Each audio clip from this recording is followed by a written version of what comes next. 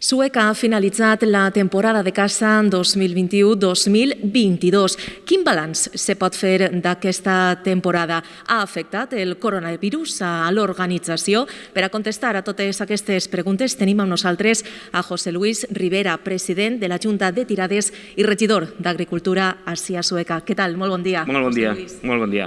Una temporada típica, podem dir, no? El coronavirus també ha afectat al normal desenvolupament de la temporada. El coronavirus sempre afecta perquè hi ha unes mesures que n'hi ha que complir, no perquè vingui anys posats, sinó perquè hi ha pròpia sensatesa. Entonces, des de la Junta de Tirades, especialment, preguem i velem perquè aquesta normativa se complisca al mil·límetre.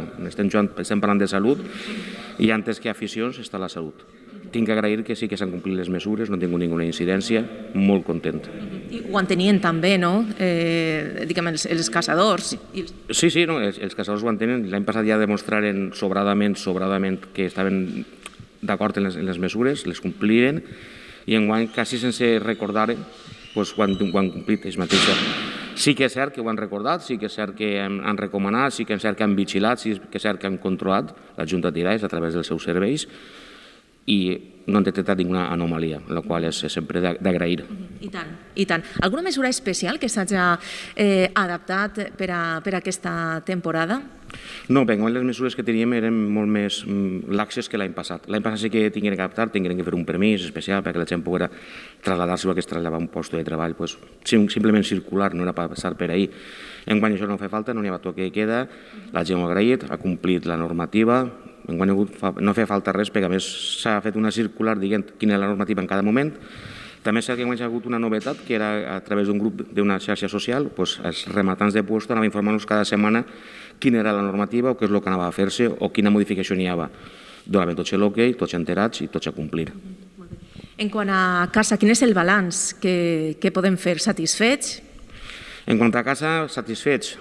Pues no del tot, la veritat, no del tot. Han hagut parcel·les, puestos o replaces, com vulguem dir-li, que sí que han complit en l'expectativa, altres que iniciava la temporada en bones perspectives que al final no han acabat complint, i altres que han sorprès gratament perquè han complit més del que pensàvem.